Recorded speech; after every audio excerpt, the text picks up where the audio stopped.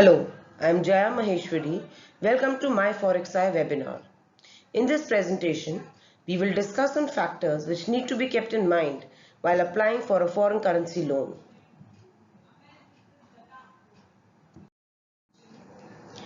So what is a foreign currency loan?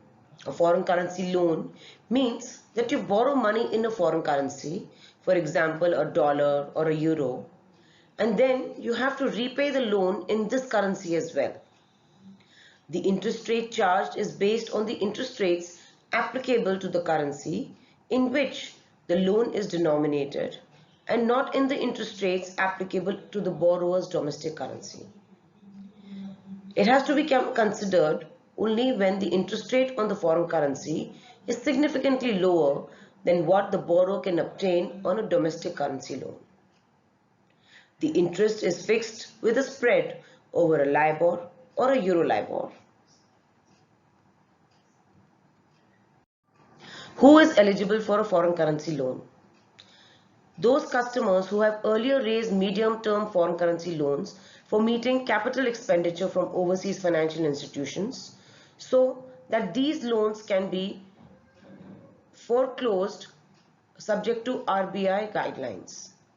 Exporters for working capital requirements, importers for meeting import obligations, importers for capital good requirement, or a loan to joint venture or a wholly owned subsidiary entity of Indian companies.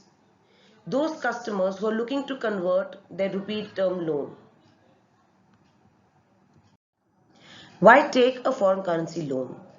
To meet the working capital requirements in domestic currency. An exporter may need it for pre-shipment or post-shipment advance. Import of raw materials, which an exporter would probably need. Or import of capital goods. Purchase of indigenous machinery. Repayment of existing rupee term loan. Or a repayment of existing external commercial borrowings under the RBI guidelines.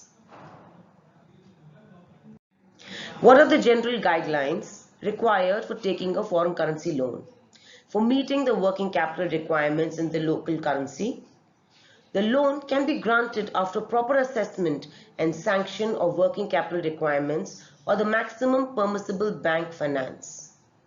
The borrowers should have a natural hedge to cover themselves from exchange risk, which they will have to bear. The borrowers who do not have a natural hedge are required to take forward cover to avoid the exchange risk. Wherever borrowers are covered under the loan system for delivery of bank credit, bifurcation of MPBF limit into foreign currency loan, loan component in rupees, cash credit component and bill limit should conform to RBI guidelines. The foreign currency loan amount is to be taken as a part of loan component provided minimum period of the loan is 6 months. Foreign currency loan can be disbursed in 4 currencies: US dollar, the pound sterling, euro and the Japanese yen. Those customers who have earlier raised a medium-term foreign currency loan for meeting the capital expenditure from overseas financial institutions so that these loans can be foreclosed subject to RBI guidelines. There are certain key points one needs to keep in mind. There are period.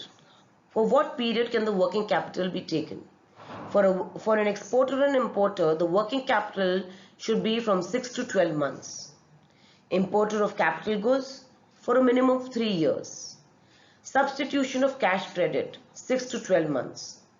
In case of term loan conversions, 6 months to 3 years subject to availability of funds. Now the quantum based on each transaction within the existing credit facility, normally it's availed in USD. But foreign currency loan can also be availed in pound sterling or euros subject to availability of funds. Minimum of $500,000 equivalent is there. The rate of interest is benchmarked to the relevant LIBOR. Repayment. It could be a one lump sum, a bullet payment by tendering export documents, proceeds of export collection bills, debit to EEFC accounts, purchase of foreign currency from the bank at contracted rate if forward booking is waived off. Term loans for import of capital goods, repayment in installments, conversion of rupee term loans as per the original sanction terms.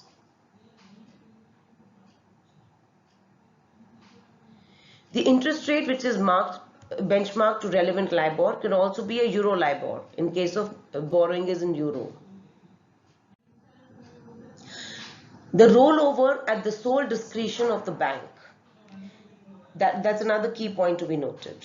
In case of loans on floating rate basis, the rates will be reset once in every 6 months. The interest charged on reducing balance method. Forward cover for appropriate maturity to be booked, and it can also be waived for natural hedge.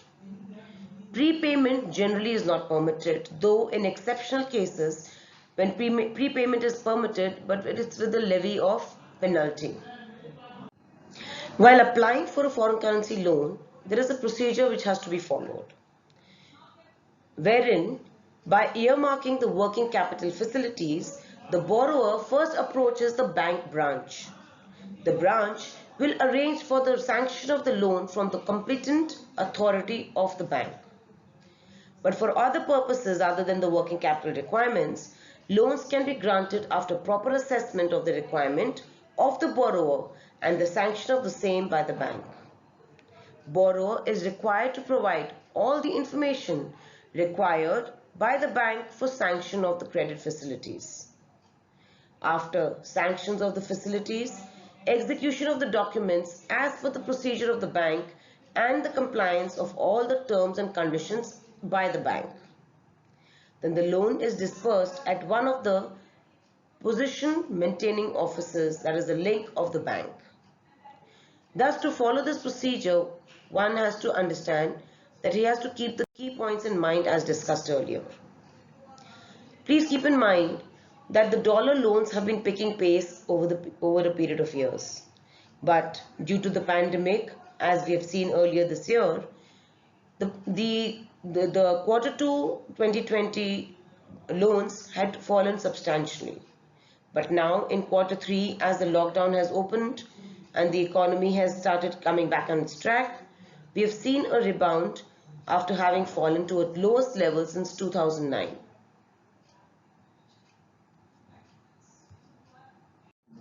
Thank you. We hope you had a better understanding of how one needs to keep in mind certain points while applying for a foreign currency loan. In case of further discussions or queries, do reach us at our email ID and the phone number given here. Thank you.